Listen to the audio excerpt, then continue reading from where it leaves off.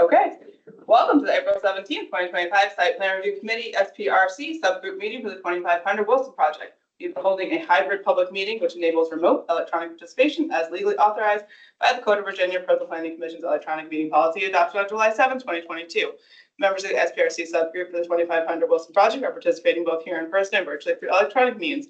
At this time, I'd like to orient everyone to our hybrid environment and cover a few specifics about how tonight's meeting will run. Members of the public may attend the meeting here in person or electronically by using the Microsoft Teams link provided by the SPRC webpage, project webpage, the county's event calendar, and the email notification sent to SPRC email subscribers. Additionally, there is a dial-in phone option for those who wish to use it. For our subgroup members joining virtually, if anyone wants internet connectivity during today's meeting, please reconnect with us by phone. Please keep your phones and devices muted until you are called upon. Turn off sound to any other device around you to minimize interference. For our virtual attendees using Microsoft Teams, please turn off your video feed. I will address when it is appropriate to turn it on in a moment. Microsoft Teams meeting chat is active to serve two purposes: for SPRC subgroup members who need technical assistance and for members of the public to add their name to the list for public comment, which will be taken at the end of the meeting. Teams chat should not be used for discussion. Those who are planning to provide public comment who still need to do so at the end of the meeting as the chat will not serve as that opportunity. All public comments must be shared verbally for the record during the assigned public comment period. If subgroup members participating virtually wish to be recognized to speak on an item during the course of the meeting, please turn off your video feed and raise a virtual hand in Teams. I'll monitor the video feeds that are on as an indicator of who would like to speak. If subgroup members are participating via phone today without the video option, please announce your name and group you are representing now, and I will verbally check in to see if you wish to be recognized as you do not have the video feed option. Read this now or hold on? Yeah, you can okay. read it now. Some additional notes for our members of the public who would like to provide feedback and comment. For our members of the public who would like to provide feedback and comment, you'll be called upon to speak at the end of the meeting and will be allotted 2 to 3 minutes to speak on tonight's agenda item. The meeting time allotted will depend on the number of speakers we have this evening. If you wish to speak, please enter your name in the meeting chat for virtual attendees or provide staff with your name if in person, and you'll be added to the speakers list. Lastly, this is a public forum. Today's meeting will be recorded and posted to the county website. All information associated with today's meeting, whether written or spoken, is subject to Freedom of Information Act requirements. There you go. We haven't done introductions yet. We have not done introductions yet. Hi guys, sorry, I'm Claire Steinberger. I have a toddler. Sometimes he does not want to disengage from my leg. Apologies. I am chairing this meeting. It is for 2500 Wilson Boulevard. You are not here for that purpose. You were in the wrong place, and I apologize. Okay, we're gonna start to my left because I can. I'm Bryce Johnson with the Department of Environmental Services. I'm Peter Schultz with CPHD, just assisting Emma with this. I'm Walter Gonzalez with DPR. I'm Sandy Parker, Arts Commissioner. Dan Glavin with TMG.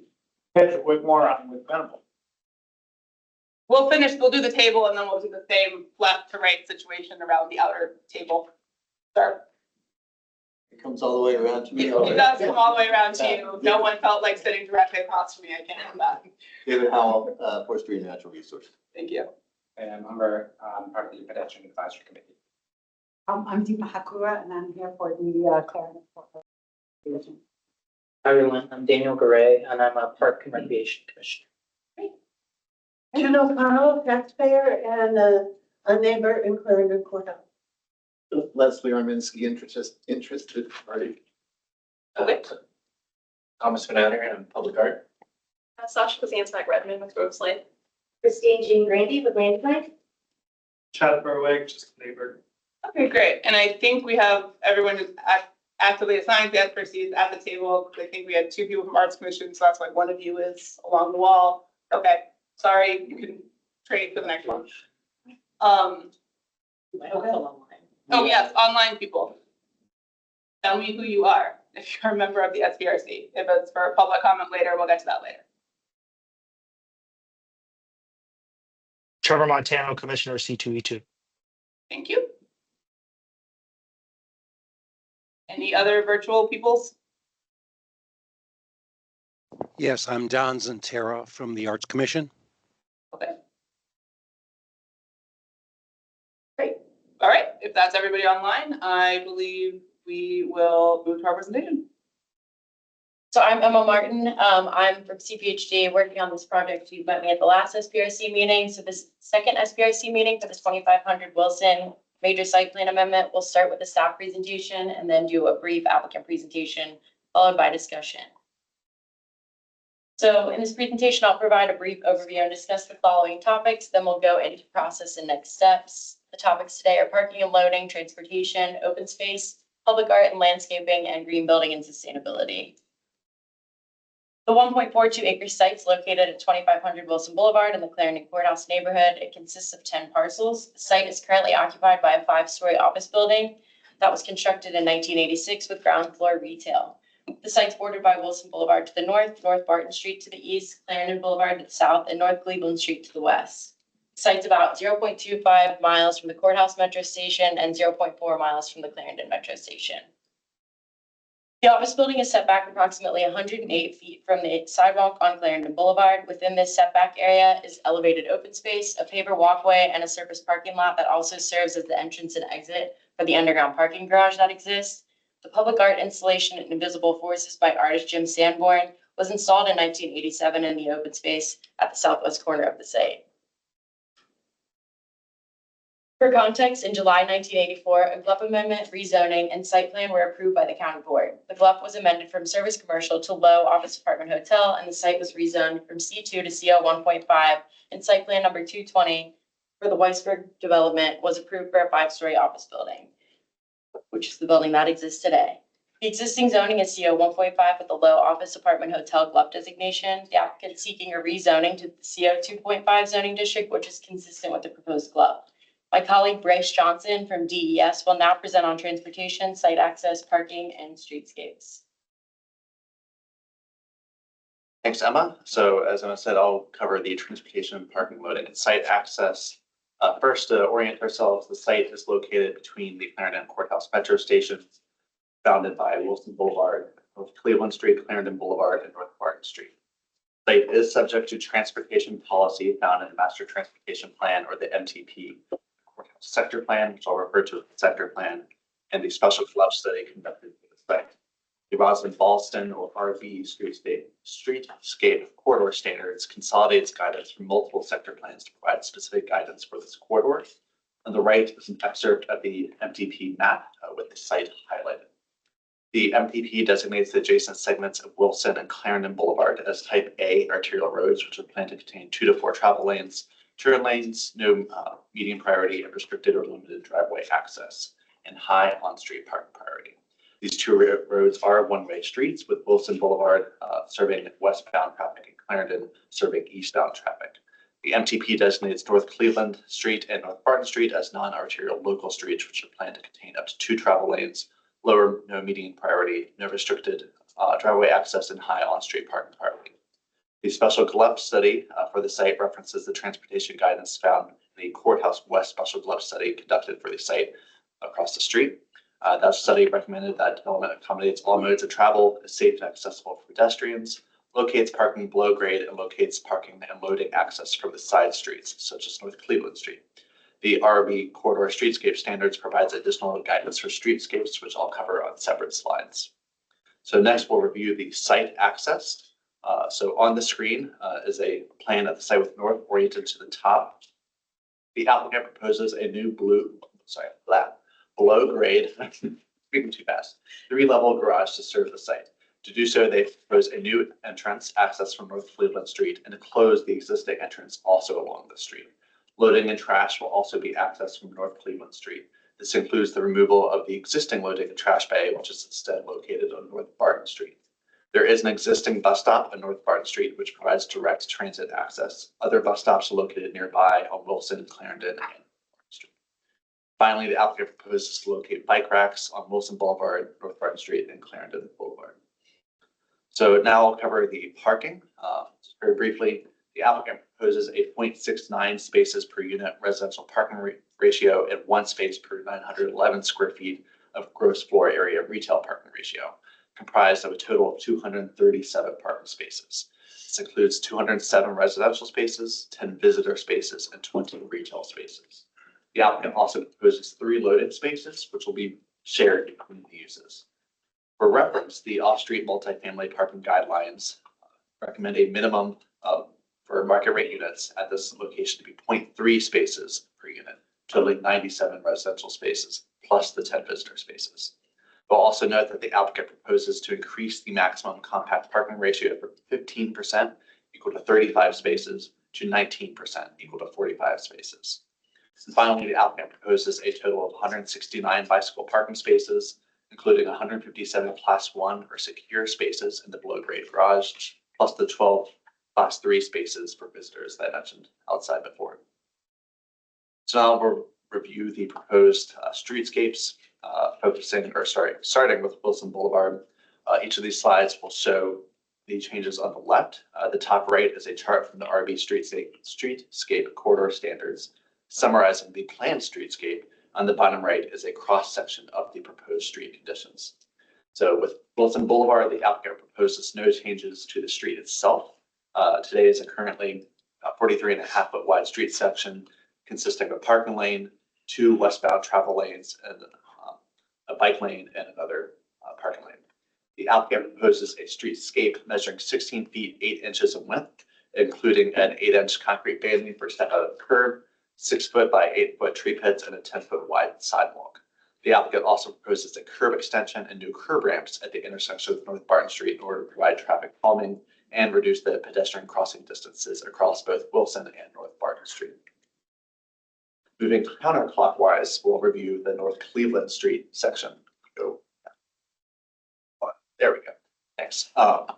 So for this this section of street, the applicant proposes the new entrance that I mentioned before to serve the below-grade garage, loading, and trash. Otherwise, the applicant proposes no changes to the street itself, which contains an approximately 36-foot wide section containing a parking lane, 2 travel lanes with 1 in either direction, and another parking lane. The applicant proposes a new approximately 13-foot wide streetscape consisting of the 8-inch concrete banding, 5 by 8-foot tree pits, and approximately 8-foot wide sidewalk. The applicant also proposes a curb extension and curb ramp at the intersection of Clarendon Boulevard, again, reducing the pedestrian crossing distance. Now we'll move on to Clarendon Boulevard. Again, the applicant proposes no changes to the street itself. This is in current conditions a 46.5-foot wide section consisting of a parking lane, 2 approximately 11-foot wide eastbound travel lanes, an 8-foot wide parking lane, a 3-foot wide striped buffer, and then a 6-foot wide eastbound bike lane. The applicant proposes a new streetscape consisting of a 16-foot 8-inch section, including the 8-inch concrete banding for step out of the curb, 6-foot by 8-foot tree pits, and a 10-foot wide sidewalk. The applicant also proposes a new crosswalk, curb ramp, and curb extension at the intersection with North Barton Street, again, in order to reduce the pedestrian crossing distance. Next, we'll review the North Barton Street frontage. The applicant for this side actually does propose a new street section. This will contain a 7-foot wide parking lane, a southbound 5-foot wide bike lane, 2 11-foot wide travel lanes with 1 lane in either direction, a 3-foot striped buffer, and a 5-foot wide protected northbound bike lane. In fact, this provides bike lanes which are not present today and narrows the travel lanes as a means of traffic calming. To accommodate the proposed bike lane and the buffer, the applicant does propose to relocate 3 on-street parking spaces from the east side of the street to the west side, being the property's frontage, to convert 2 of those spaces to pick up and drop off spaces in front of the main residential lobby. Towards the intersection of Clarendon Boulevard, the street section will reduce by about 7 feet to allow a curb extension, including a new curb ramp, in place of the parking lane. This is specifically to support the existing bus stop because it allows buses to stop without pulling out of traffic.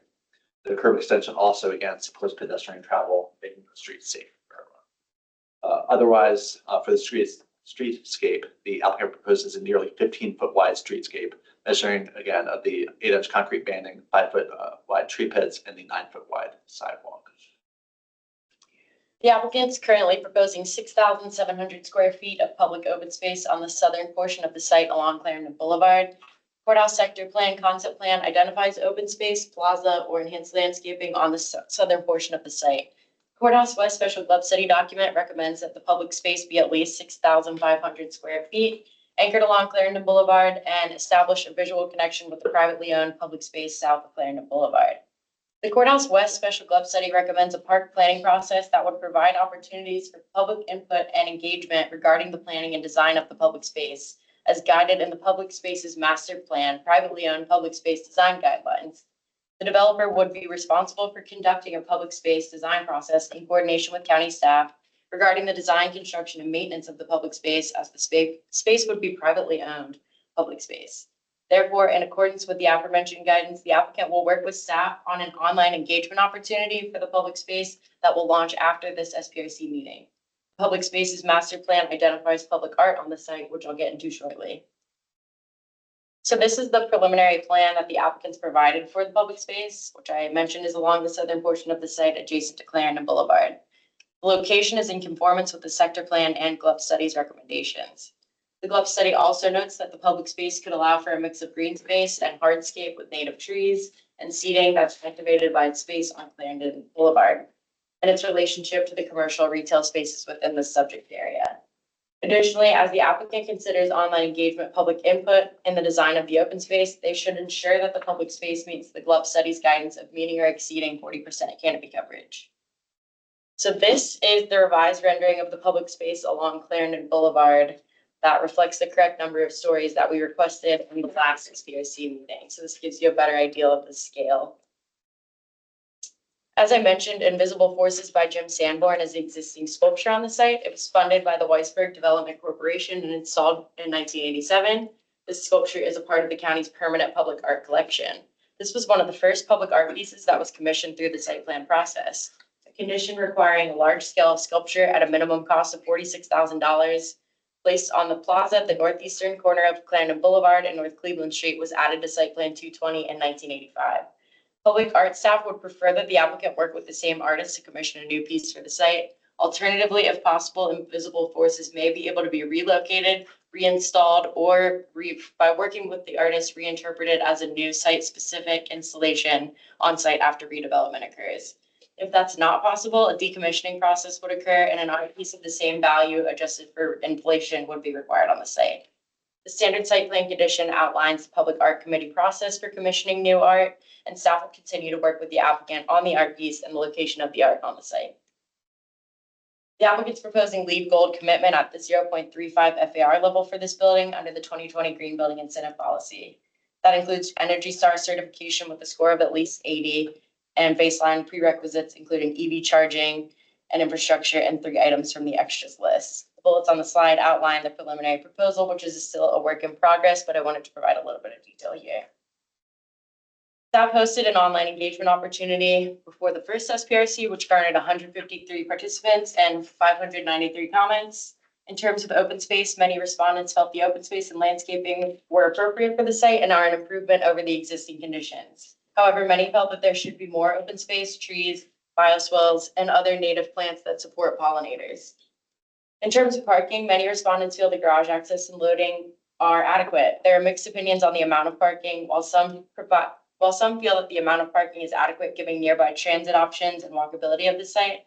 Others believe it's insufficient given the project's location and will negatively impact on-street parking availability in the area and on surrounding neighborhoods. At the same time, others felt that the proposed parking is excessive and that the area already provides too much on-street parking. There's strong support for a protected bike lane on all streets surrounding the site, in addition to a floating bus island on North Barton Street. In addition, multiple respondents would prefer to see the site prioritize bicycle users and install more bike racks. A summary of the responses was posted on the project webpage, which goes more in depth on each topic. And we also conducted our typical community outreach to relevant groups and promotion methods through county channels. This is the process. We're on SPRC number 2. After tonight's meeting, like I've mentioned, there will be an online engagement opportunity that'll launch regarding the public space. DPR will launch this online engagement. We'll keep you informed of the date that this will launch via email and the project webpage. The public review process will move towards commissions and county board meetings anticipated at the earliest late this summer. And that's all we've got for a staff presentation. And next we will have the applicant present. Great. Thanks, Lauren. Scott Martin is going to pull up our presentation. But while we're waiting for that, my name is Kedrick Whitmore. I'm a land use and zoning attorney with Venable LLP. Appreciate you all being here on a nice spring evening. We're excited to show you some more information on 2500 Wilson. Ms. Martin, I think adequately went through the agenda, so I won't belabor that. Great, thanks, Scott. We can jump, I think, to the next slide here. So you all may recall during SPRC 1, there were some comments on building architecture, mainly around sculpting and tapering of the building, the base, middle, and top. We've made some design revisions in response to those comments.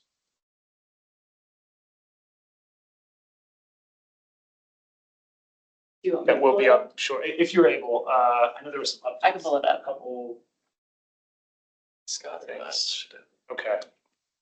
I can pull it up. We updated one or two minor things, Emma, so. If you guys just bear with me for a moment. Yeah, no worries. Thank you.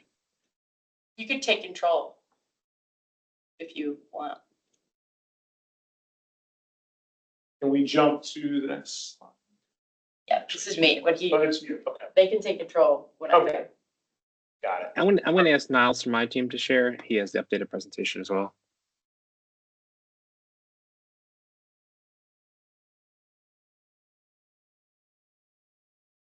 Well, while we're pulling that up, I'll at least talk to this slide in the interest of time. So this is the design from SPRC 1. This is the view of the northeast side of the building. And we got the comment here that the definition of the top of the building doesn't really pop on that west side on page right. One story differentiation between the middle and the top didn't really set it off. So you'll see on the next slide, we made a revision to move that expression to a two-story expression, which we think much better defines the crown of the building there. So on the next slide, we move over to the northwest corner of the building. And on that western facade, there's the same issue where we are dealing with a lack of setting off that tower of the building. So we've again added another level, if you can show the next slide, of that to give a more defined top here, that portion of the building. Next slide. Oh, and sorry, if you could go back one. We've also had the comment that there was a lack of there was too much opacity and not enough landscaping around that podium area. And so we've made some revisions there. And sorry, would you mind going back to the prior slide? Different order. Prior slide, you can see how opaque that those garage doors are for the loading and parking entrance, as well as kind of a lack of green space there to the right of it. And then if you click forward, you'll see how we've changed that, adding transparency for the garage doors, as well as some landscaping there around the base of the building. On the next slide, you'll see a little more information kind of showing how we think of that base, middle, and top. Again, we think by adding those that additional story on some of the areas at the top, this really defines each section of the building and fulfills the tapering goals of the glove study. On the next slide, please. So here you'll see some feedback we received about the base in this case, and this is on the southwest side of the property along the Clarendon Boulevard frontage. And then on the next slide, you'll see that we essentially combined this and made this a three-story expression at that base, which we think, again, better defines the base and, of course, sets it off from the middle and the top. So on the next slide, we got some additional questions about those units along the northern frontage along Wilson Boulevard and kind of how they would operate, how they would look, and how they would interface with folks on the street, right? Would people be sticking their face on the windows and such that the blinds would always be closed and there wouldn't be transparency? A couple of elements we think are going to prevent that from happening. The first, and I think most important, is that there are barriers between the sidewalk and the buildings, the units themselves. You can see the stoops and stairs there, and you can see the planters that are going to provide a measure of privacy between the public space and the private space. We're also going to be using bottom-up shades, meaning that as you bring your shades down, they actually come up at the top, so you can bring in light and air and transparency without necessarily sacrificing your privacy. And then I'll add some of the other elements, the accents and the articulated brick, I think are also going to help to allow for privacy while still keeping visual interest and activity in this area. So That should be all here. Let's go to the next slide. I think we're going to switch over to open space. Thank you. Yeah, thank you, Ked. So I guess before we jump into open space and landscaping, I want to rewind for a second. I think you've probably heard me say before, when we try to take a holistic approach to development, that means that we're not only thinking about the residents who are going to live in the building, but also the county and the community that we're a part of. I think the exterior design, when it comes to streetscapes and open space, to us is just as critical as the exterior architecture. So I think that that's a good reason for talking about this tonight. Regardless of whether or not you step foot inside the future residential building, you'll likely walk on the sidewalk for your weekly grocery haul from Trader Joe's or Whole Foods down the street. You may drive south on Barton Street, and fortunately we built in those pickup drop-off spaces so we can avoid any sort of bottlenecking when it comes to rideshare. And otherwise, you might just walk to the development so that you can take advantage of the open space as well as the retailers.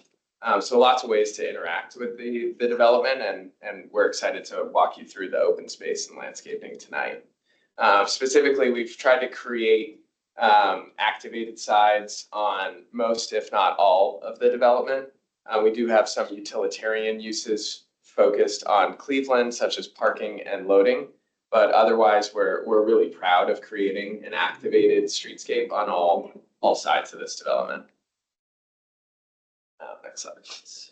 I won't read through the details of this slide, but just wanted to emphasize that we are similar to recent developments within Arlington, where we're trying to take an approach that integrates biophilia into the design, not only the architecture, but also the streetscapes and landscaping. So to us, that means trying to integrate natural elements, sun, shade, locally sourced materials, things like that, that overall will elevate the appeal of the project as well as the well-being of those that interact with it. We'll talk about sustainability later on in the slides, but just wanted to hit on that first and foremost. Going into the open space that we believe is an enhancement to what exists on site today. One of the key components of this open space is the public art that exists on site. As Emma mentioned, it's called Invisible Forces by an artist named Jim Sanborn. And what we are showing in these 4 diagrams, kind of in alphabetical order, going from top left, are the existing conditions. Currently, that piece of art sits elevated on top of the partially below grade parking garage. It's important to note it has a couple elements to it. So it's not only the totem or column component that you would see if you walk by the site, but it's also the ground arch that has a compass rose as well as the lodestone that make up the entirety of the piece. So when we initially started thinking about how to reintegrate that artwork into the proposed open space, we started to think about making it more of almost like a placemaking feature. So how do we draw people into the open space? Not only to benefit the retailers who will be located adjacent to that open space, but also make it more of an inviting gathering place. And so in diagram B in the bottom left-hand corner, we just wanted to kind of zone off where that art could go, subject to discussions with the artist. So most recently, we talked to him within the past week and a half about our proposed idea. And in order to do that, kind of moving on to diagram C, we first wanted to look at what would it look like to maintain the integrity of the piece as it stands today. So don't change anything about the dimensions, but just move it closer to the corner. So that's the overlay that you're looking at in diagram C. And then last, in diagram D is like, how does that actually integrate into the open space that we've proposed? I think Jim was excited about the prospect of reintegrating this piece into the open space.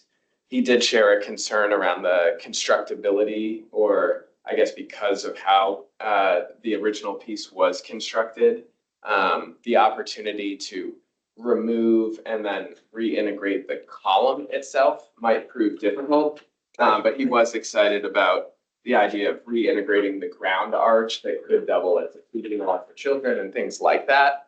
And specifically, more recently, he has done some cylinder components to his recent pieces. And so there's a good opportunity for us to continue to collaborate with him. Although this isn't a final solution, we're excited about the discussion that we've had and the ongoing discussions that we'll continue to have. Next slide, please. So this was the original open space design. As Emma had mentioned, this showed the original massing, so we went and updated that. It also has the lower canopy trees that we saw as room for improvement, not only or with input from the community and the county. So moving on to the next slide, our updated design. We've updated the massing itself. We've put in those larger canopy trees, which should help give us that canopy coverage as well as increase visibility to the retailers. Another point that you've probably heard me say before is we look at the retailers and the open space as complementary uses.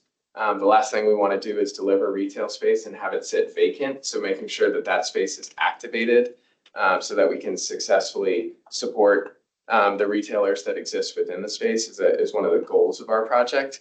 And last but not least, we've integrated that existing artwork. This is obviously still showing the totem component that exists there today, whether it's that or another cylinder type component. We look forward to getting feedback on during the next online engagement process. Moving on to the next slide, I'm actually going to flip this over to our landscape architect, Christine, to kind of walk us around the building as we think about it from a streetscape standpoint. So on this slide, we are looking at Clarendon Boulevard. So what we are identifying are a lot of the streetscape improvements that Bryce had mentioned. Per the RV corridor streetscape guidelines, we are providing enhancement to the tree verge there. In between the tree pits, we're providing tree pits that are sized at 6 by 8. We're also providing a diverse tree species on this street, as well as all the other streets. And then also on the streetscape, we're upgrading the street lights to the county's globe lights. And we're also thinking about providing wayfinding signage as well as bike racks on the streetscape. And also some of the other things that we've identified on this page are some of the things that Dan had mentioned for the park, and that's, reintegrating the art within the public space, providing canopy trees throughout the landscape beds, and just making sure that there's visibility and pedestrian access from the street to the retailers. Next slide. The next street we're looking at is Barton. And again, on this street, we are improving the streetscape with new street trees, providing new tree wells that are sized at 5 by 8 on this street. We're providing the enhanced paving in between the tree pits. We're providing new street lights along this street. You can also see in the perspective view down at the bottom right there, some of the improvements that Dan had spoken about in terms of the bike lanes. And then what else? So I think for this street, that's really what we're kind of focused on. You can't see it in this view, but we are maintaining the bus stop there at the corner of Barton and Clarendon. And then also pulling the curb out there at that piece, and then still continuing the streetscape, kind of that pattern as we move down south on that way. Next slide. So this is Wilson Boulevard. Similar to the other streets, we're providing the enhancements per the RV corridor streetscape guidelines. At the bottom, you can see kind of like a before and after of what that streetscape would look like. Like Ted had mentioned earlier, we're providing raised planters against those units there to help provide a little bit of privacy for those units, but we're also, again, enhancing the streetscape along the curb. And then lastly, this is Cleveland Street. This is our, this is more of the utilitarian street. This is more where the functions for the building would happen, where loading and parking would happen. But you can see here, along with the improvements that we're providing in the streetscape, we're also providing a pretty large landscape buffer along the face of the building there. Great, thank you. I know we're short on time, so I'll run through parking, loading, transportation, and then we'll finish up with sustainability. Obviously, this is a transit haven for public transit. We have a bus stop on site. We're close to 2 metro stops. There's bike share nearby, so plenty of good things to think about for residential development here. In terms of and next slide, please. In terms of the design of our project itself, we're focusing our residential entrance along Barton Street. We think relative to the existing conditions, that's going to be hugely positive. It's an activated street in that it's 2 ways as opposed to Wilson and Clarendon being 1-way streets. Cleveland's a little bit quieter as it dead ends into Wilson going north. So we're excited about having our main entrance off of Barton Street with that built-in pickup and drop off, as I mentioned. We'll have retail entrances located along the open space on Clarendon Boulevard, parking and loading entrances as others have described on Cleveland, and the 6 residential units that are currently located on Wilson Boulevard as well. From a parking and loading standpoint, we've concentrated those entrances on Cleveland Street. We think that's the right decision from a design standpoint, and it's in compliance with guidance within the county. We're providing, as Bryce had mentioned, more than adequate below-grade parking for the residents. The multifamily guidelines within this part of the Rosen-Ballston corridor suggest as low as 0.3 spaces per unit.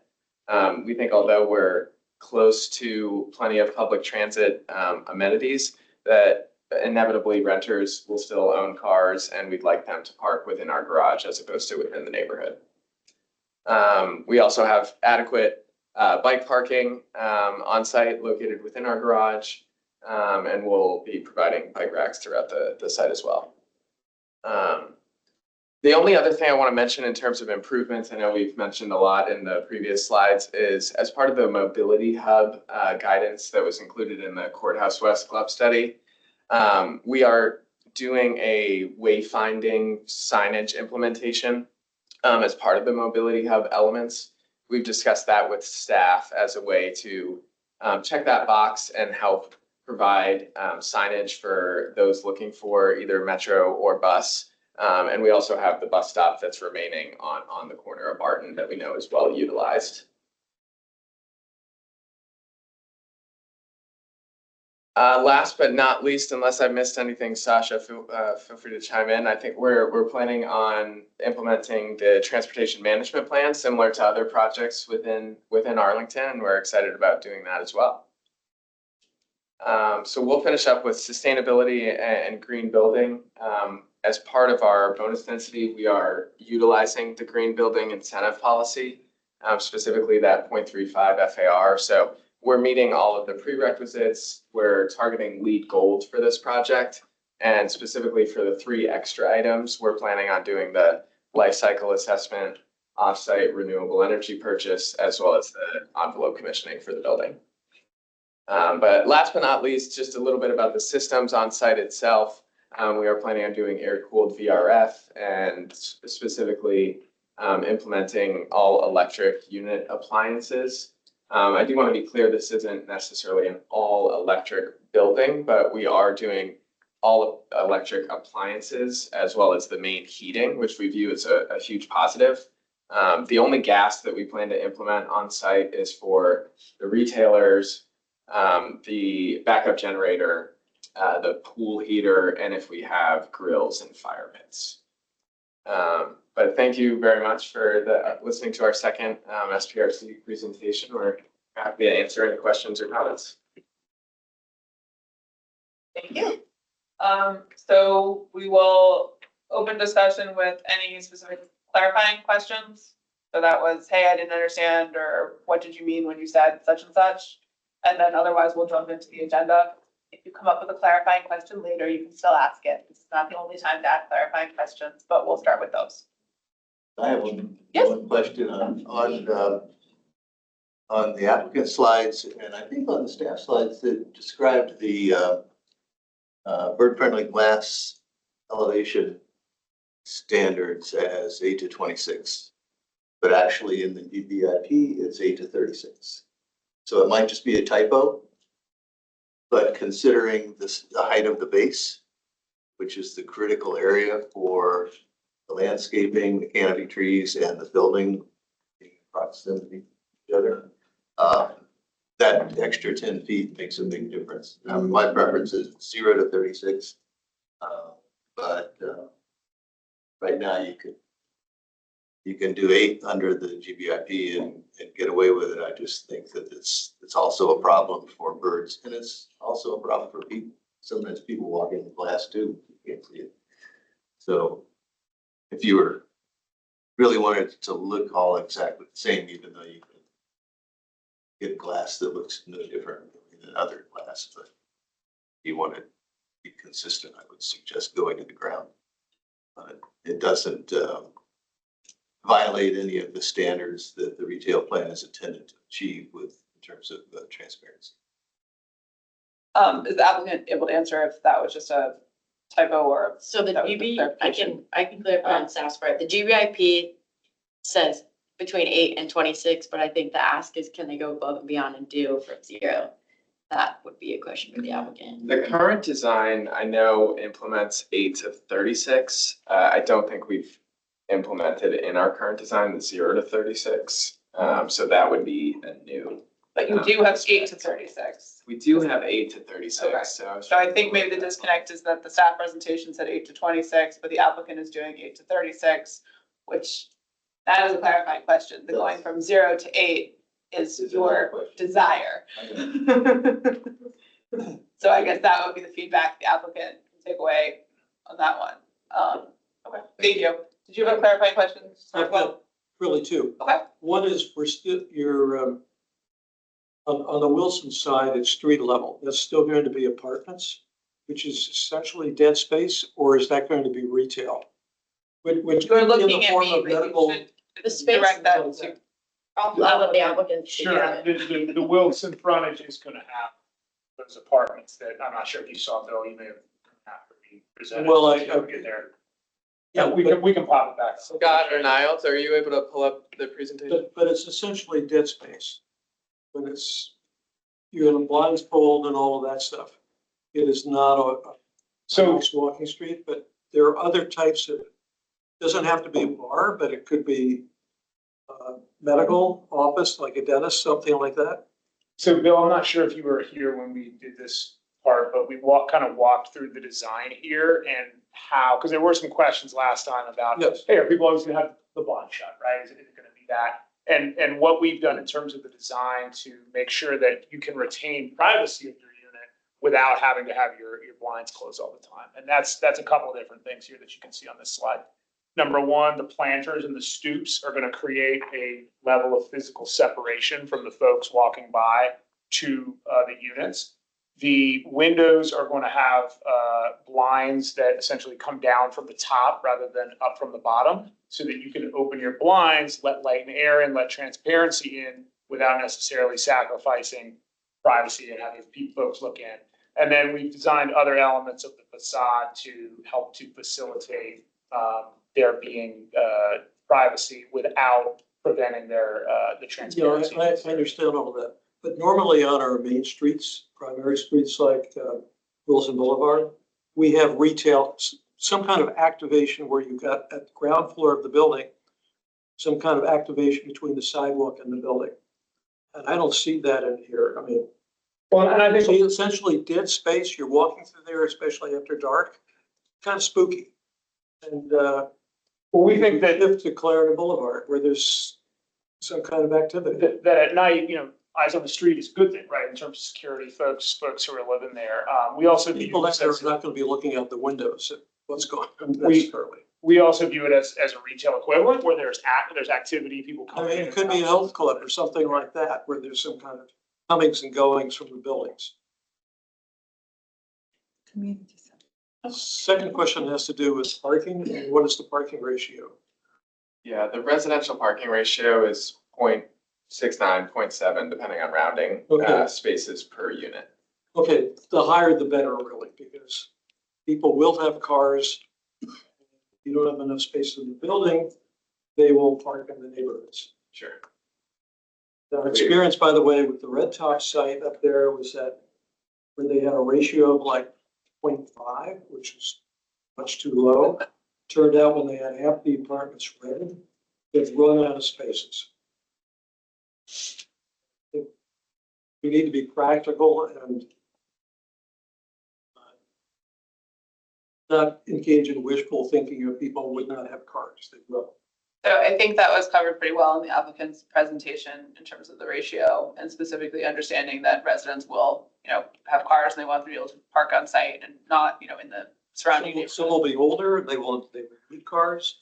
You may have a husband and wife running an apartment. One works downtown, takes the metro, the other has to drive to work. Do you want to discriminate against those people? No, understood. I do think the applicant covered that well in terms of explaining. Well, I'm just trying to make a point as to why you really want to do this and have good rentals in the apartment. Any other clarifying questions? Yes. So I just want to make sure I understood correctly. On Cleveland Street, you changed how the top couple of floors look, but they're still a straight building. You have no setback as the study that was adopted requires, right? I don't fully agree with that, but I'm happy to explain our position on it. Yeah. So looking at the Cleveland, and Scott, actually, or Niles, whoever's controlling, if you could flip to the diagram with the labels on it. What we've tried to do here is similar to the other frontages, is have that distinct base, middle, and top. And so kind of starting from the bottom, we do have a step back along the corner of Wilson and Cleveland on the second floor level. Along Cleveland and Clarendon, we have a step back at the fourth floor level, which is consistent with the GLUP guidance from Courthouse West. And then moving up the building towards the very top, we now have an even more distinct kind of expression between the middle and the top. But it's just an expression. So that is an expression. And then once we look at the corner from Cleveland and Clarendon, we've made a very deliberate design decision to include balconies on this facade as well. And what that does is not only provide a nice living experience for the residents, but it also adds depth to this building face that otherwise would be even more flat. So the balconies are facing Cleveland or are facing Clarendon? There are both. There are balconies facing Cleveland, yeah.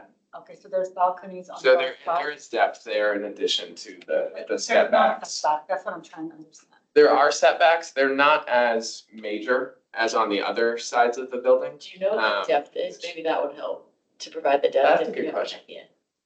I don't know the depth off the top of my head, but I think, Scott, you may know, and if not, we can confirm. Okay.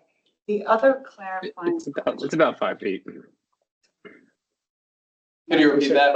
5 feet. Yeah, the lower level ones are at 5 feet, and then as you step up, it's pretty consistent. But I think the level 14, like you see that stepping as you move down the facade because of those setbacks from the facade there. Great, thank you.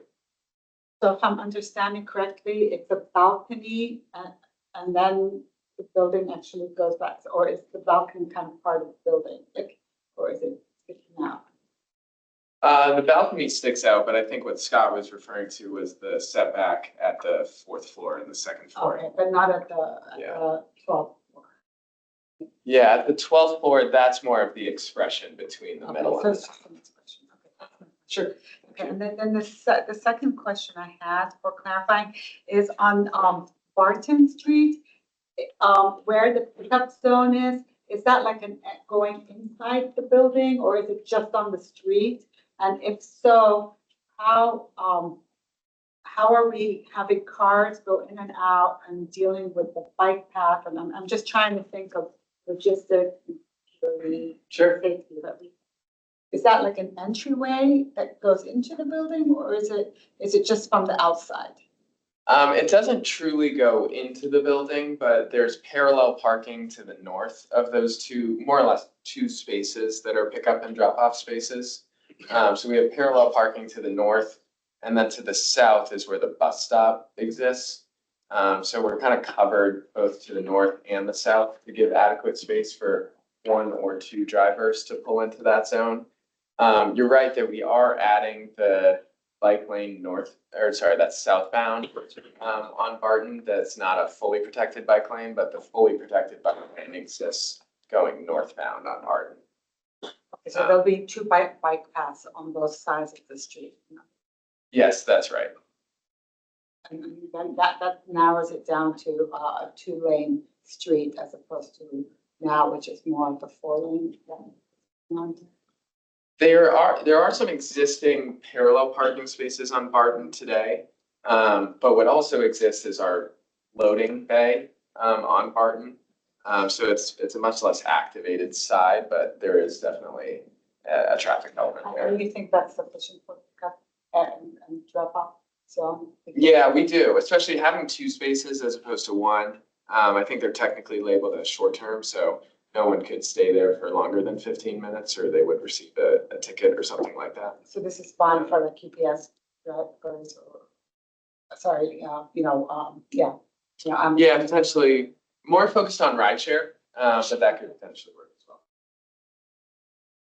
Just to clarify, because you were asking about if it was 4 travel lanes, it is 2 travel lanes today, so it'll still be 2 travel lanes. It would just be more narrower because It- it's a bike path. Correct. It'll feel a bit narrower, but that does help slow people down. Yeah, we're gonna go to Trevor, I believe, has a hand raised online. Trevor, you need to unmute yourself. Yep, thank you. Yes, thank you. I had 2 quick clarifying questions regarding GBIP. One, you mentioned the 0.35 FAR, and I know, the height of the building has been adjusted in the past. Are you utilizing some component of the 0.35 FAR in addition to the rezoning for your density? The 0.35 is a part of our bonus density and the overall community benefits package that we are working with staff on currently. Right, so you had insufficient density with the rezoning. You needed the 0.35 FAR for the current design.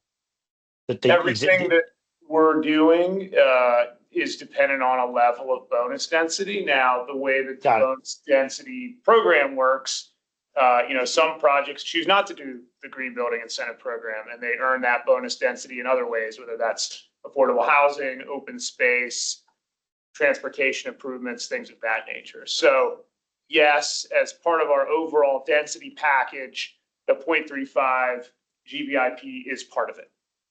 Got it. Understood. Thank you. And then on the Energy Star rating, I think you saw the 24%.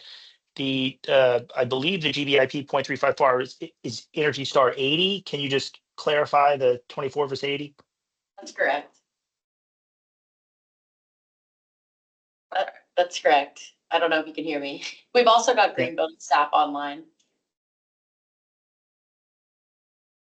Okay, thanks. Yes, it is 80 for the 0.35 FAR. The minimum to achieve Energy Star certification is 75. And so for 0.35, it's 5 points above. Yeah, I was just asking. It sounded like the applicant was reaching for 0.35 FAR, but it is 24% in the deck. That is the automatic update to the 2020 GBIP requires that projects as modeled, this is modeled energy, they must achieve 24% better in terms of their energy model. So those are kind of separate things, if that makes sense. Got it. Thank you. You bet. Okay, I saw a question over here. Yeah, I just had a quick question because I was a little bit confused about the art piece. You had said it would be reintegrated, and I could be wrong about this. It was my understanding that the artist had said that it could not be moved. But did you say that, did I understand you to say that he might be creating a new piece or a piece of it if it can't be moved? Is that right? Yeah, originally, I think staff had a discussion with the artist that we were not a part of related to its the difficulty in moving the piece. And once we talked to the artist in the past 2 weeks, he mentioned that that comment was specific to the totem itself as opposed to the ground arch. Which is, I'm trying to distinguish. Oh yeah, so this is the totem. The vertical element is the two minutes. I don't know if you can see it from here, but I didn't actually know that either, but that kind of semicircle there. With Oh, it's on the ground. Okay, it goes There's a compass rose as well as a lodestone. I Oh, think okay. the entire piece is meant to depict the creation of that lodestone. Jim can talk to it better than I can, but he was excited about the potential of reintegrating the ground arch specifically, and showed us some of his newer pieces that are also of like a cylinder form. So he thought So he that wasn't concerned about moving the cylindrical part of it. he was concerned about moving the column itself, because of how well he constructed it in the 80s. He thought it would be very difficult to remove it and then put it back together, difficult and or very costly. And so what we'd like to explore with him is reintegrating the ground arch and then replacing that column with something else. Great. Yeah. I think I saw one other clarifying, okay, last two clarifying, then we're gonna get into actual discussion. So you, sir, and then you, and then no more clarifying questions. We're gonna go into the agenda. Right, some quick hitting one, but I've got a couple. So with the loading dock, is there a possibility of trucks blocking the sidewalk because we can't fit inside? I think that there is a site plan condition that requires that the loading dock doors always be shut. And look, it's possible that it happens, but it's designed to not have that happen. Cool. Will there be a bus shelter added at the bus stop on Barton? We're not planning on including a bus shelter at there. There's the existing bus stop that doesn't have a shelter. We're not planning on including a shelter in the future bus stop. And part of the reason for that is similar to the comments we've received from staff, we want to make sure that the open space feels connected to both the existing open space at the Korean embassy, like right across the street from Barton, as well as the planned open space across the street on the courthouse west side. And we view that as a potential conflict. And you mentioned the pickup drop-off being used by residents. Is also the expectation that restaurant goers at the retail will also use that pickup drop-off, that when they're being dropped off? They could. It's gonna be right outside the front door of the residential building, so it might not be the primary location if you're calling a Lyft or an Uber to one of those retailers along Clarendon. So it's not out of the realm of the possible, but probably not the same as if you're calling an Uber like home. And then with the bike parking, how do you access that? Is that through the garage door? Yeah, actually, Sasha, would you mind? Yeah, that's correct. Yes, the secure back room is in the garage, so you would access it through the garage ramp. Thank you. And then the last one, is it from the diagram, it looked like the east side of the open space was a wall for the private retail. Is that right? Because of the grade change, there's that very small set of stairs. But otherwise there is a ramp that allows for the ADA accessibility. So it's not like private that way. Okay, thanks. Yeah. Okay, and Yeah, I was just gonna ask about the number of EV charging stations and how they'll be distributed, whether like in the garage or. Yeah. I didn't see that. I think we're committed to doing 4% on day one and then having the infrastructure for up to 15%. I want to say those are all located in the first parking level of our 3-floor parking garage. So those will be coveted spaces. So getting into our agenda, we have parking and loading and transportation broken out as separate items, but I don't feel like doing that. So we're gonna do those together. So anyone has questions on parking, loading, or transportation, feedback, discussion points, we'll handle all of those together. We'll then move to open space, public art, landscaping, with green building and sustainability, as the final topic. As a reminder, those are the topics for this evening. Other topics were addressed at the first SPRC meeting regarding building form, architecture, and so forth. So not pertinent for this evening unless they relate directly to one of the topics I just went through. Anyone with feedback for parking and loading, transportation? Yes. Yeah, so, my concern is, twofold with this Clarendon Boulevard, sorry, the Cleveland, street. First of all, it looks like, lorries have to do, almost a 90% ingress and egress to the building, because it's kind of, it's not exactly 90%, but it's closer to the right angle than it is to a more slider.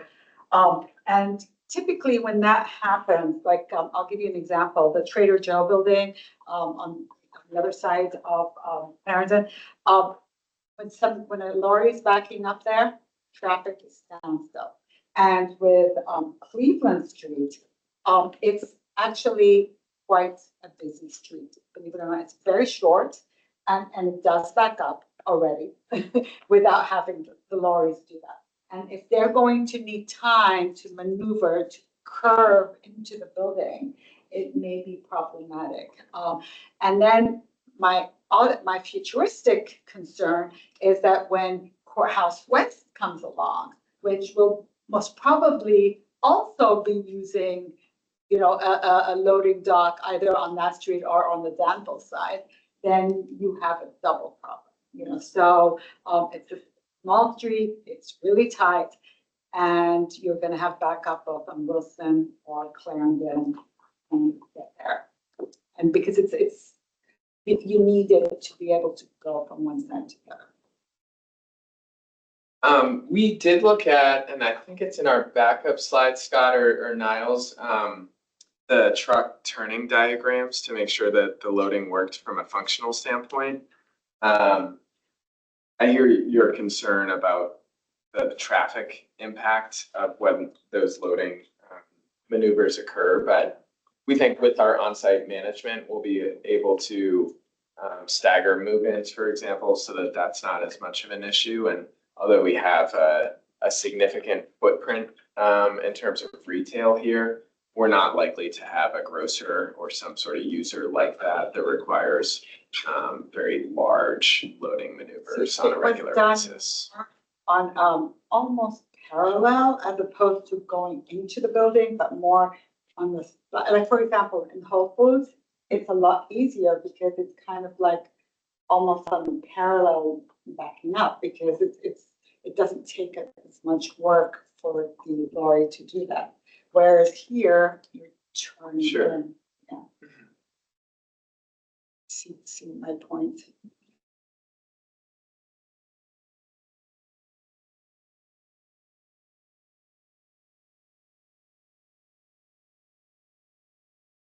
You still addressing that question, or are we ready to go to the next one?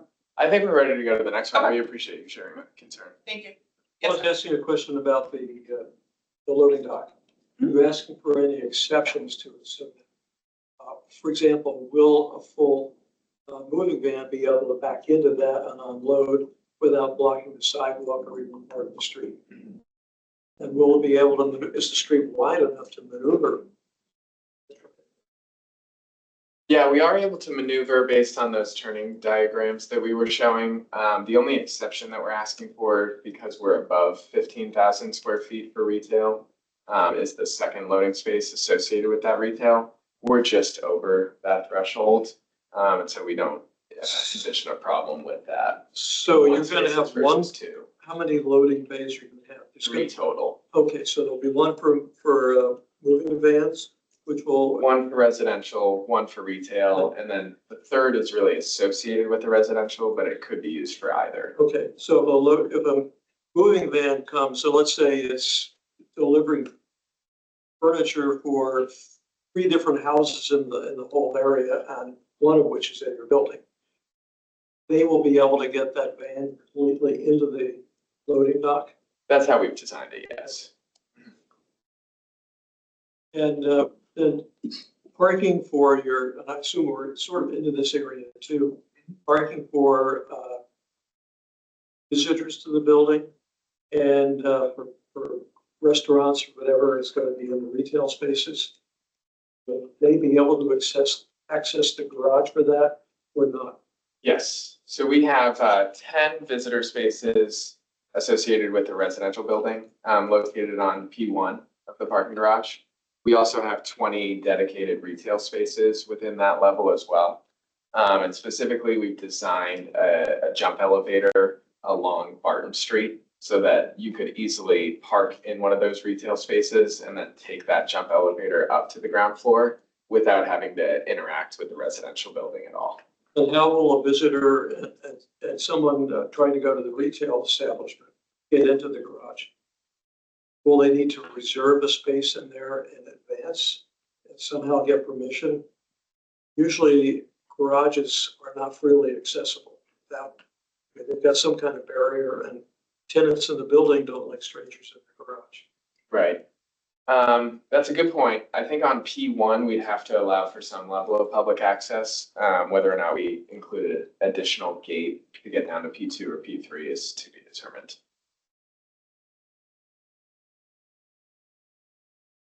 Yes, Are we in comments or clarifying questions? we're in comments. Okay, If you have a clarifying question, you can still ask it, but we're now in comments. no, I asked. All right, so, I mean, overall, pretty supportive of, I think what's, the site plan and kind of what's going on. You know, walk or bike around the site plan block like daily, so very familiar with it. Overall, I really like, you know, that 3 of the 4 crosswalks, out of the curbs are, you know, they've been split and they've been extended out. I think that's really needed. The new protected bike lane on Barton northbound, great, use that a bunch. Although the intersections on both sides, especially on the north side of Barton, which has already been identified by Vision Zero as a dangerous intersection, kind of concerned about that. I like that the extension of the sidewalk for the bus stop at Barton, that is a main bus line of one of the many around. I like the inclusion of the pickup and drop off. I think that's really needed. Often that's missed out. And the wayfinding, I think that's a really nice touch. I think especially because it extends that courthouse mobility project. Areas that I'm concerned about, 2 safety issues on Barton. Concerned about the pickup and drop off on Barton with the bike lane. With your, you know, you're expecting cars to come in and out, people opening doors, you're in the door zone if you're in a bike. I think we need to protect a bike lane there. Related on Barton, the extension of the bus stop, I think has the potential to go forward a little bit more with the potential of like as a floating stop with the bike lane behind it to just sort of reduce the collision potential because of the narrowed street there. Then on Cleveland, I think has a few issues. So on the bottom left of the site plans to the southwest, you know, cars coming northbound across Cleveland, they get into collisions all the time. I mentioned last time, you know, I've seen the aftermath of a few of these over the last few years. The last one about a month ago was pretty bad with 2-car collision, cars going northbound. There aren't actually that many cars going northbound on Cleveland, but for some reason, lots of crashes. And there's a lot of people walking along Clarendon, especially on the south side. And so, and then if you couple that with, if you're, let's say, coming on 50 West, put it into Google Maps to get into the parking garage, it's going to route you up towards that crossing on Cleveland going north. And so I think more cars going north versus like coming around the other way from Wilson, and the amount of pedestrians and uphill and all that, I think just like we're probably going to get potential for more crashes, maybe including pedestrians. I think, I mean, my perspective is I don't think we need the northbound. I shared this last time. I think it's sort of an unnecessary, someone who bikes northbound on it all the time. I still think it'd be better to not have it. The Cleveland and Wilson crosswalks, this is the top left of the site plan. I noticed that that curb hasn't been extended out. Cars already do turn left on Wilson going south pretty fast on that. So I think that that is a potential because the other 3 have been extended out. And so, and it's a wide road for all these purposes. And then the last piece, more about parking, there's already a lot of street parking in this area, like, and also a lot of like off-way parking. Look at the parking garages that are around especially these on-street parking south and the southeast blocks. They're rarely more than 50% used. And so I know in Cleveland, we're sort of prioritizing that street parking by moving it off of Barton and onto Cleveland. And it's right next to that open space. And we're kind of prioritizing the parking over extending that open space and sort of like using it in a using that public area in a better way. So that's. Well, thank you for sharing that list. We appreciate it. I think I want to make sure I kept track of each of them. So could we maybe revisit the bike lane on Barton specifically? Sure. Because I think you mentioned our pickup drop off is a positive, but then that might be in conflict with the bike lane southbound. Is that right? Right. I like the inclusion of the pickup drop off. I think the positioning of it with the bike lane and the door zone is a challenge. You already commented on how currently that area is pretty quiet because there's not that much, there's that garage or the loading entrance. Right. Yeah. So I think, door zone. Yeah. That one I'm not totally sure how to solve because I think although we want to include the bike lane and the drop off there with the bus stop to the south and the parallel parking to the north. I'm wondering if a kind of like a protected, like almost like a floating bus stop, but floating pickup drop off with on grade to allow access, at sidewalk level, but with bikes going over, that kind of thing. And I'm sure there's some options there, but it's something to be considered. Sure. I think there's, you've got 11 feet on lanes. I mean, maybe there's some options there of like using a couple of feet there to like make sure there's enough space for the pickup drop off. Yeah, that makes sense. But I had pointed before, if you have it going towards the building where there's actually a lane, that way it won't be stopping and interfering with the bike lane. So it's more of an ingress. You know what I mean? So like there's an entryway that actually where the car goes to the building. Right. Out, I think may help solve that. And that's the same concern I have. That makes sense. I do think the vehicle would still need to cross the bike lane to get to that drop off. But So then, that might be a conflict to that. looking at it from here as Yeah. opposed to being more on the same. Sure. Yeah. I think I understand. And then on the Cleveland side of things, I know that lack of the curb extension there, I think specifically had to do with the turn radius from Wilson to Cleveland. So we felt like if we extended that curb further than what exists today, it would make that left turn, even more difficult for someone to make either in a normal vehicle or a loading vehicle, especially. So that had to do with our design decision to locate parking and loading off of Cleveland. We're able to just like offline afterwards, just check their diagrams just to see if like that's valid. And like, even like a feet or two like makes a big difference for pedestrians versus like modeling it out might not be. You might notice that there is enough space for trucks. Going back to your drop-off area, is there a need for a bike lane on all of these connecting streets? It is continuing bike lanes to the south, and that TP does still envision bike facilities along this. I thought we were talking about the one where your cab drop-off is and so forth. Barton Street. And where you have this potential conflict between cars pulling into a kind of a lay-by area. Cabs are not always the best drivers. Where you got that potential for conflict, and do you really want to have that potential? Ideally, no conflict, but again, that's part of having a road that accommodates all users. So bicyclists, vehicles, Bikers go all over the place. We prefer them in a bike lane rather than the sidewalk. As they should, as they should. Yeah, so it's one of those, it's definitely a balancing act for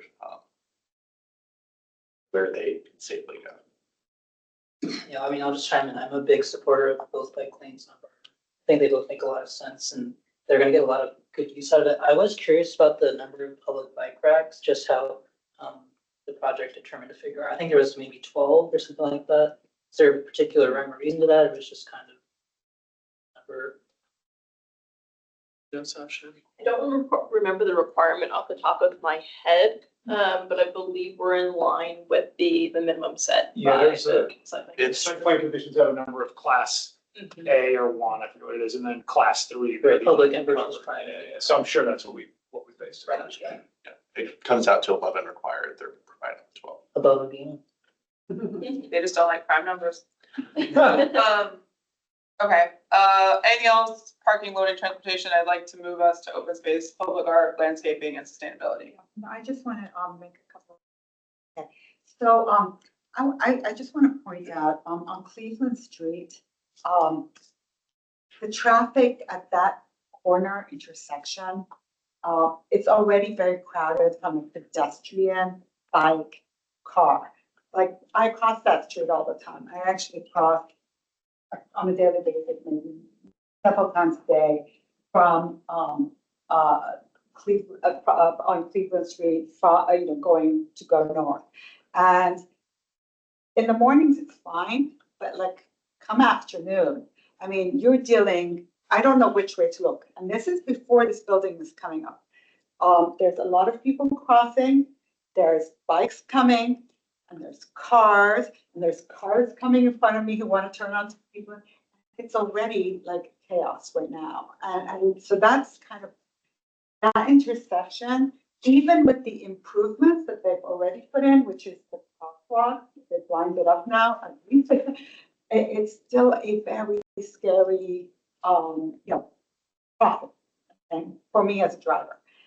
And then when I go through Cleveland Street and the cars coming from Wilson and the ones who want to curve onto Cleveland, they always invariably cut the lane of the drivers, and that's why we get these accidents. I've seen it too, and it's all the time, but they literally cut through and go to, when they're curving, they cut into the lane of the cars coming and rather than going all the way around.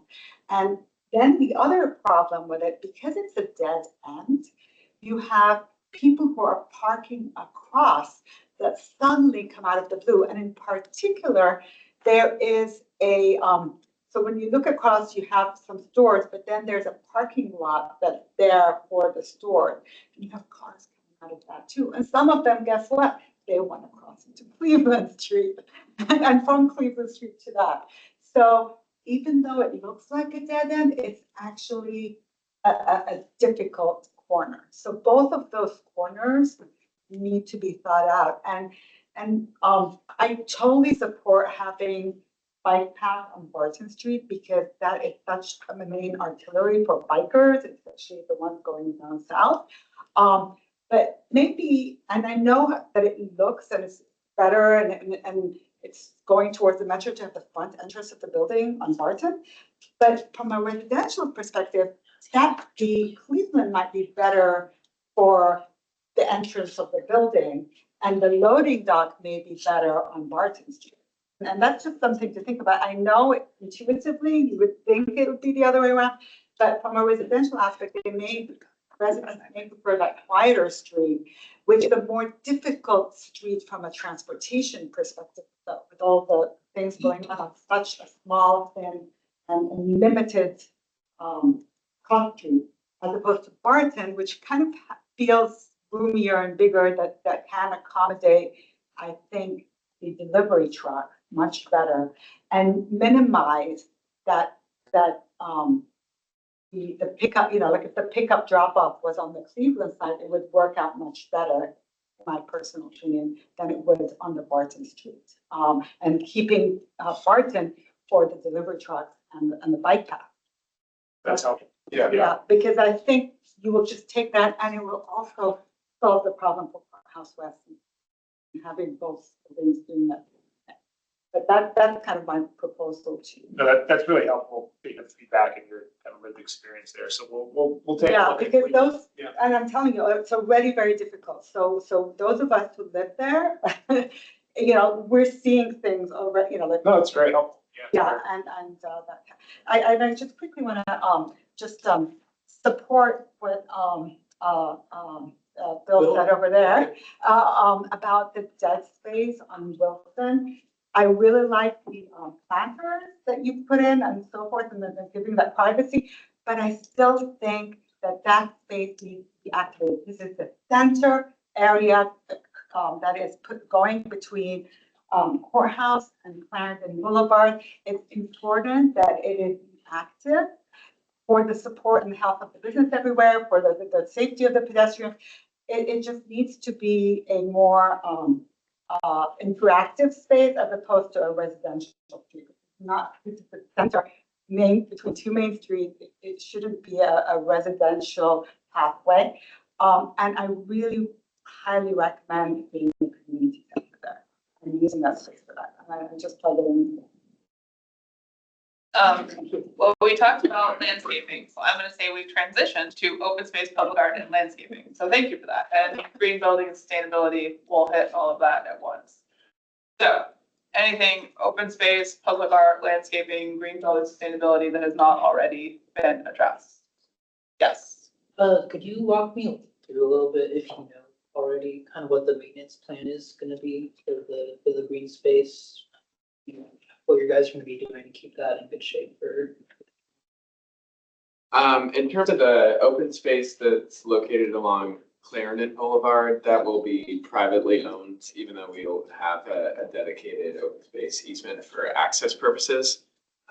We don't do in-house property management, so we will have a third-party property manager who typically does these projects for both the residential apartments as well as the landscaping. So we don't necessarily have the plan in place. But as part of the, so part of the site plan conditions, they're gonna say you have to grant an easement over this space before we get certificates of occupancy. That easement carries with it a requirement to agree to the county maintenance standards. And those are all laid out. And so we are required by the site plan and then the easement that's recorded on title to adhere to the county maintenance policies and procedures. Anyone else? Yes. Just a few items, take them in aggregate, tree pits. They look reasonably good, but if there's a lot of infrastructure below the surface, I'm curious about how deep some of those are going to be, particularly on Cleveland and Barton. And I mean, I know that the urban forestry folks take a look, and Laura, who's with us at this meeting, will be taking a look. But I just want to register a little concern about making sure that there's adequate soil volume, and if possible, one solution might be some below ground connectivity of the soil between all the trees, and some type of permeable surface above those that's not solidly paved, just to get a little bit more viability for the trees there.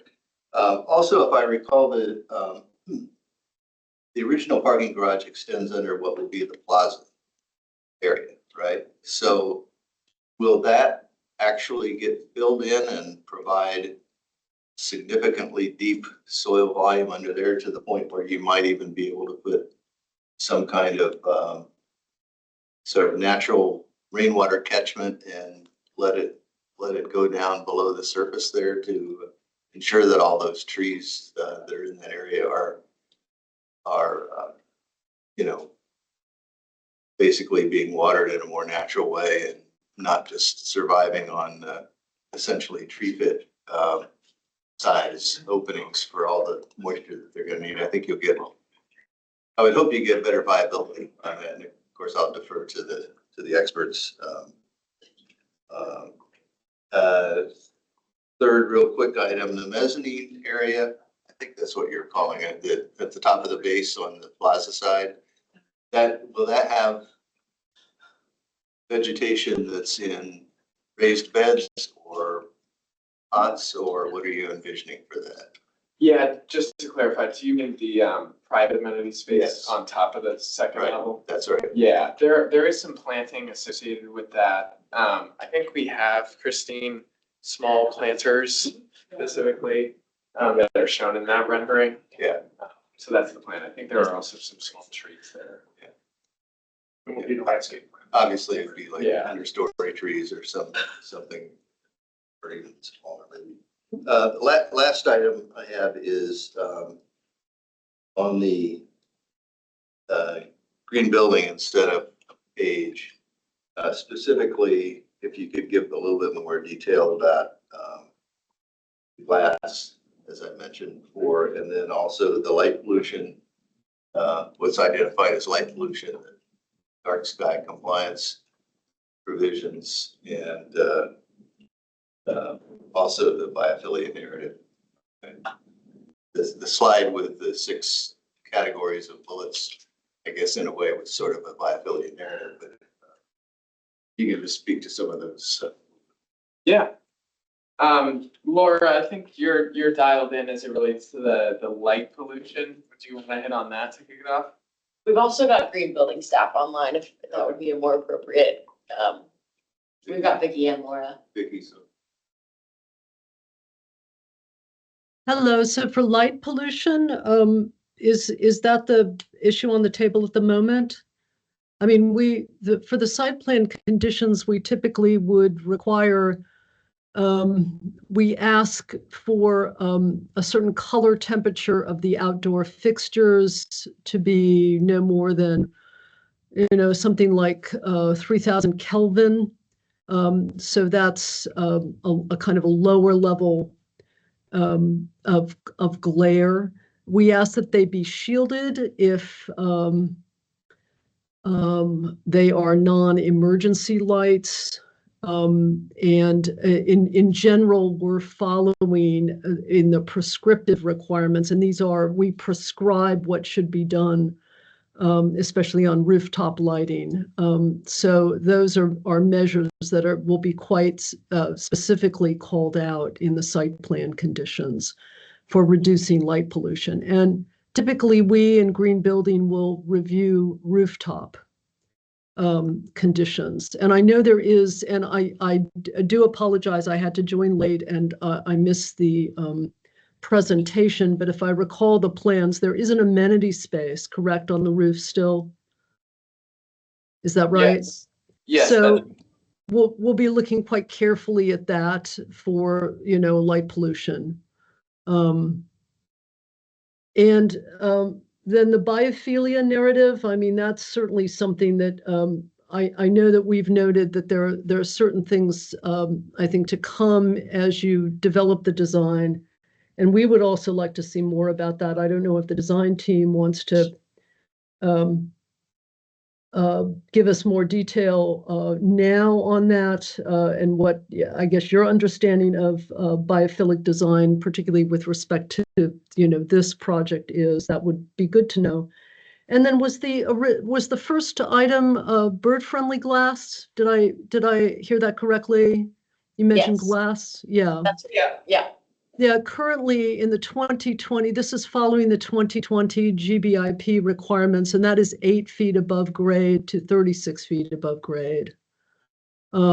So that's where we would, expect the, frit glass. I mean, that's something that in future iterations of the GBIP, including the upcoming one, that will change and become more stringent, more in line with actually what's required on the other side of the river in Washington, D.C., which is bird-friendly glass up to 100 feet above, including the ground level.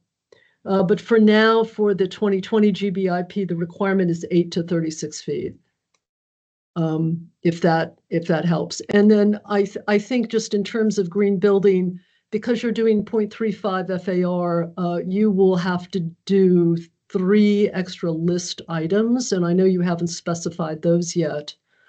But those have to do mostly with energy or the purchase of renewables. There's some options for electrification, et cetera. I don't know if I've clarified anything or opened up for questions, but let me know, please. But thanks, Vicki. That was helpful. I will just add, for this meeting, we were able to make the selections for the 3 extra items. Oh, great. So we are planning to go with envelope commissioning, the life cycle assessment, and an offsite renewable energy credit purchase. Nice. Great. Thank you. And sorry, this is Trevor. On that point, what percentage of the energy offset are you looking to acquire through the RECs? Or do you know yet? It is actually specified in the extra list requirements. The options are, and I assume because you're doing RECs, that this would be, it's procure offsite. It's the third option, which I'll just read it. It says procure offsite solar to meet the criteria that would earn the project at least 3 points for renewable energy procurement of tier 2 renewable energy is outlined in Lee version 4.1, energy and atmosphere credit renewable energy. And I know that that sounds quite kind of wonky and kind of specific to LEED, which it is, but I think from what I've seen of the roof plan, there's not an area for the other two options to occur, which is the other options would be on-site solar generation. I don't think that's going to happen, nor an integrated vegetated roof and solar. Because much of the roof, the upper roof not occupied by the amenity space is going to be for energy systems that will be up there. Okay, so I'm gonna keep us moving, so we're getting towards the end of our meeting. Okay, on the subject of, did you want to follow-up I'm question? not sure what the subject we're on, but. We're on sustainability, green building, open space. Open space. Okay. We've got that green monument thing that's, which is going to have to be disassembled because there's parking garage underneath it in order to move it. Would it make more sense to set that up someplace else in the county and put some kind of fountain in there in that area to give it some sense of place? Because you're going to have restaurants on, this is on the Clarendon Boulevard side. It would just seem to make it more of a place to go to if you had something interesting rather than something that's kind of a dead sort of pile of rocks. So I think the applicant, if you want to, I know you addressed this in your presentation pretty thoroughly. If you want to, the slides you want to pull up again or recap again your conversation with the artist. I would just add, public art is a recommendation from the Courthouse West Special Glove Study on the site. So we're looking to have public art incorporated somewhere. And I think public art staff would prefer if they do collaborate with the current artists of the piece that exists. The fountain can be public art too, and it can be attractive to sit around, during the 8 months or so that you're going to have water in it. I'll also just add, we will be launching an online engagement opportunity regarding open space. So just feel free to bring these things up in that opportunity as well. That's going to be launching shortly. I don't think we have a specific date for it, but that's, going to be run.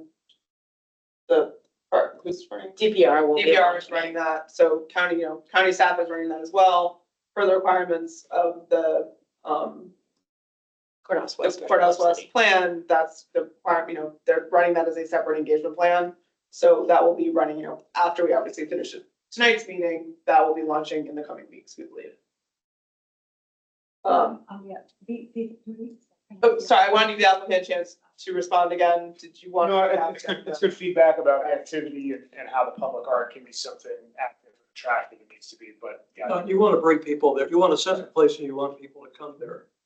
And particularly if you're going to have retail, that it's going to depend on people coming.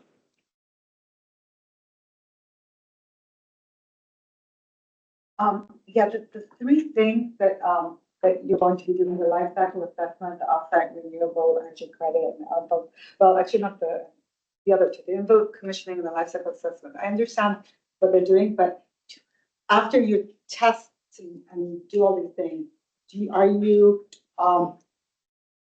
is there a mechanism that you're actually going to fix things? Is there so are these standards that you have to continuously meet through the life cycle then, or is it well we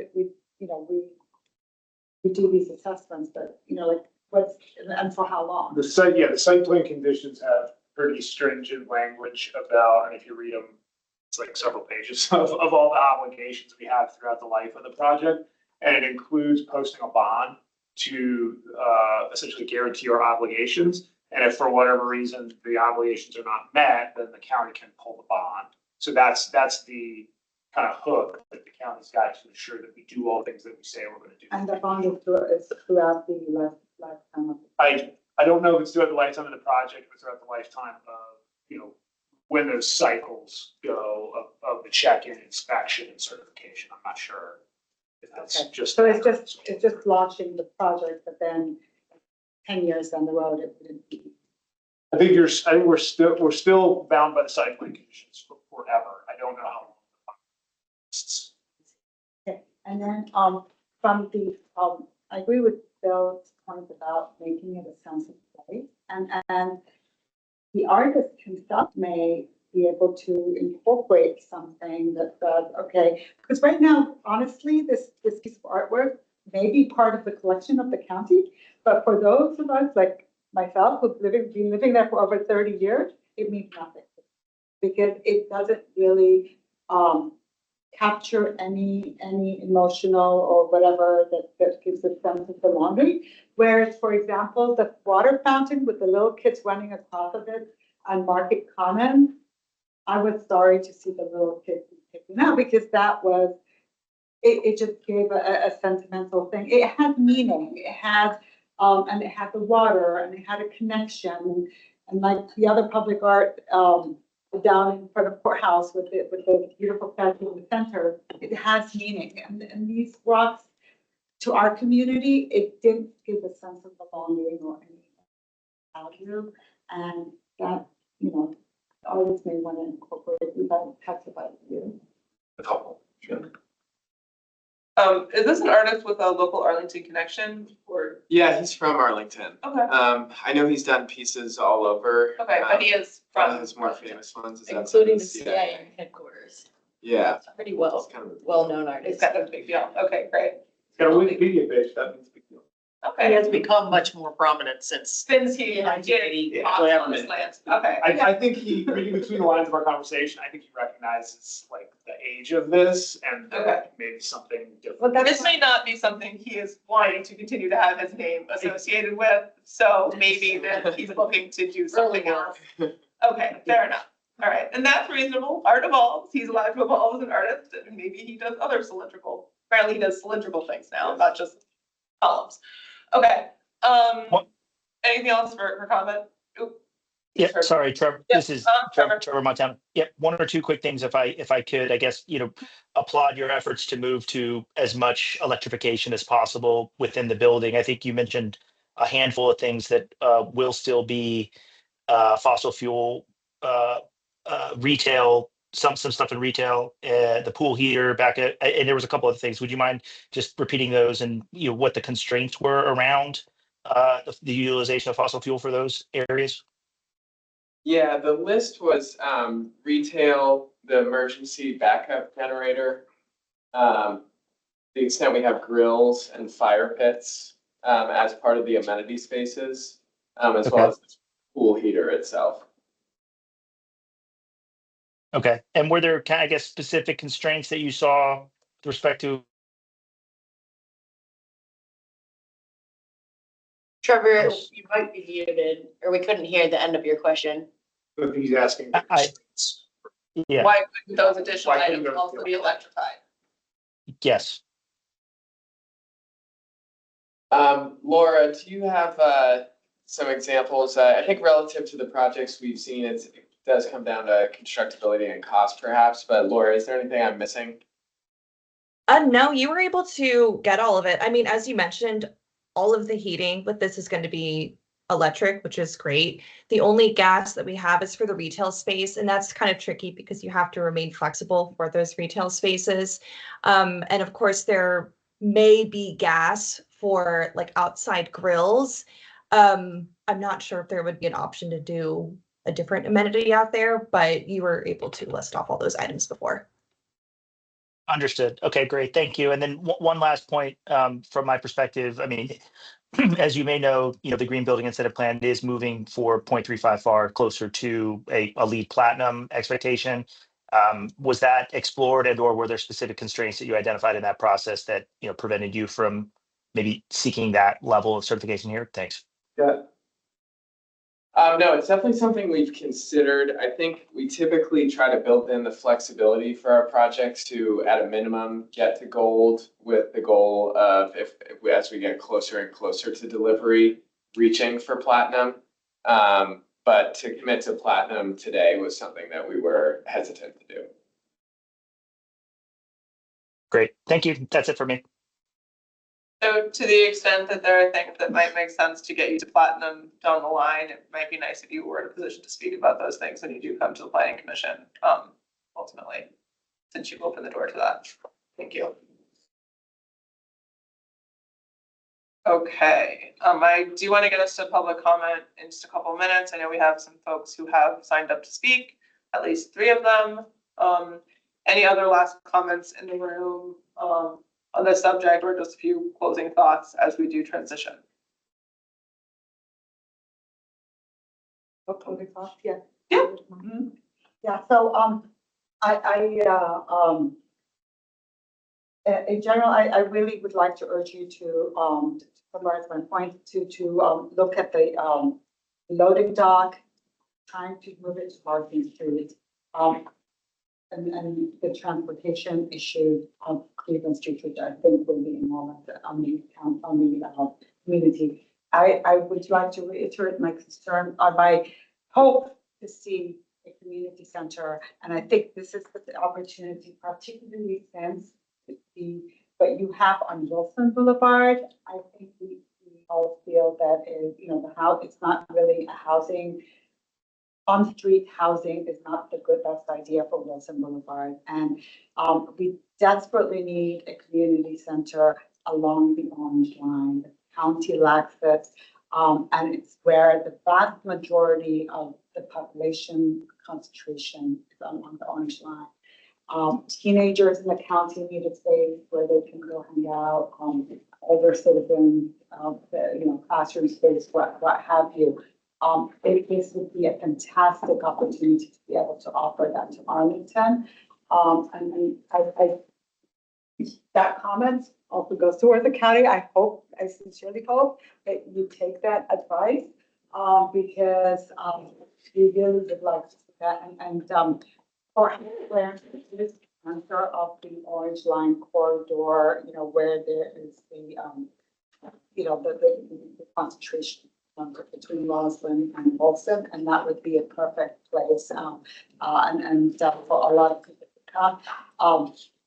I'm happy to see the bike path along Barton Street, but again, concerned about the traffic and hope to see that solved. I would have liked to see some more setbacks along the Cleveland side of the, per the plan that the courthouse west study that was adopted, just so that it will also fit in with the building across the street and not create a wind tunnel eventually. I'm concerned that you do it and they do it, and it would become a wind tunnel street. And that's kind of where my concern comes from. Thank you. Yes. Just go, but I share my concerns, but I think overall really happy about this project. I think broadly, I think it's a good way to create that community space. Very people centric. So overall excited about this in a few years. Good. All right. No other comments. We will move to public comments, and I believe we have Mr. Chad Berwick. Oh, in person. Hi, there you are. Hello. You don't have to stand up. Okay, cool. I want to start off with that I support this project. I'm looking forward to new neighbors coming to the neighborhood. I think the project looks mostly great. Just some concerns though that I have. I second the concerns about the traffic at Cleveland and Clarendon. I walk by there all the time. I see wrecks there all the time. To his point earlier, there's going to be more people trying to cross Clarendon Boulevard there, going to your parking garage. I was kind of wondering from staff if they've looked at, in the past, has there been stoplight kind of thoughts there? I know there isn't one there now. I'm sure it's been looked at, but I'm just kind of curious about that with the more traffic that's going to come there. backing up DEMA, support active uses along Wilson. A community center would be great. I looked it up earlier. The closest community center is a 40-minute walk from this location. I think that's kind of ridiculous for the densest part of Arlington, unless Crystal City is more dense. Sorry if I'm wrong. But anyway, I think this would be a really great place for it. And would like to see you guys work with the county to do that. I was kind of wondering about the 12 public bike parking, if that's going to be sufficient. This is going to be a big open space. I think more people will be showing up by bikes there, and I'm not sure that's also enough. I wasn't exactly sure about the whole bus shelter not being there and why we can't have a bike lane that's protected by the parking. We see that along Clarendon Boulevard now. Like a little bit more clarity on that, why we can't have the bike lane there with the parallel parking, the drop off, and a floating bus stop. I think that'd be really cool. And I thought the artwork installation, how that was looking with the plaza, I thought actually looked really cool. So I actually really support you guys on your work with this artist, and would look forward to seeing a similar art piece there, if not the same, with the existing arch. I think it'd be cool to see, you know, like kind of seating incorporated into the. Thank you, sir. Mr. Bernie Byrne.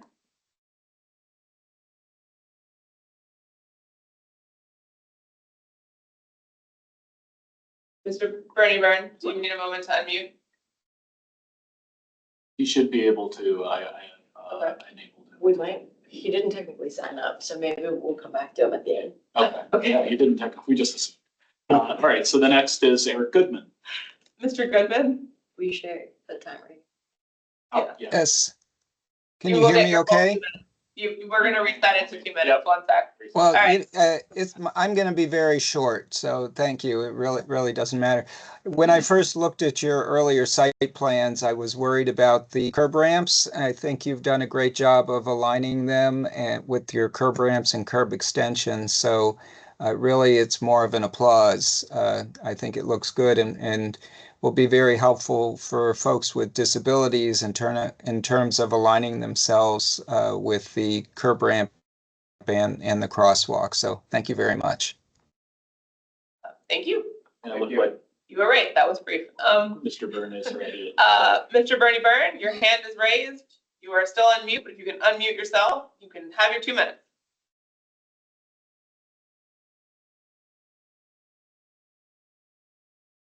He should be able. Wait, to. he does Okay. have microphone permissions. Yeah, he has Okay. permission. So yeah. You could also call in if you're unable to unmute your microphone, but do have the ability. Yeah. Sorry, Mr. Byrne. Mr. Byrne. You should be able to unmute. Yeah. Okay. But then it figured out. Mr. Byrne, if you need to call in, can we drop the phone number for him in the chat again? Easy thing to do. I can go look it up. Sorry. Yeah, sorry. No, that's fine.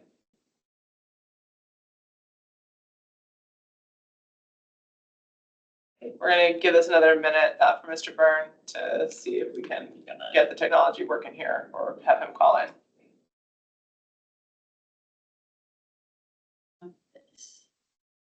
Oh, thank you.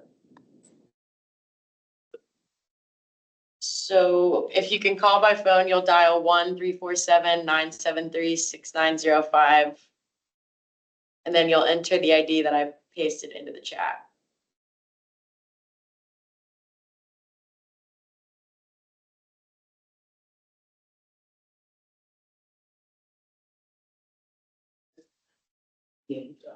Well, he might be calling. Okay, right. That makes sense. We're gonna give it another minute, Mr. Byrne.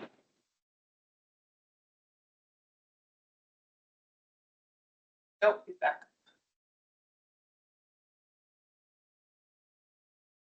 Mr. Byrne?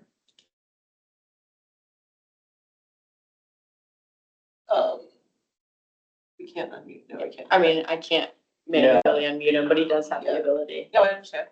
Mr. Bernie Byrne, we're very sorry the technology is not accommodating this evening, we do request that you submit written comments to the county, and we'll make sure that they are included as this goes forward to county board and such. Couple reminders before we wrap up for this evening. Thank you all for participating. I apologize for my tardiness. And I am appreciative of everyone's time this evening. Next steps, remember there's going to be an online engagement, DPR. So no, DES. DPR. DPR, it is DPR. Never mind, sorry. DPR will be doing an online engagement for the open space, and this will be coming to Planning Commission at a date to be determined. Thank you. Thanks, everybody. Meeting done. Thank you, Emma.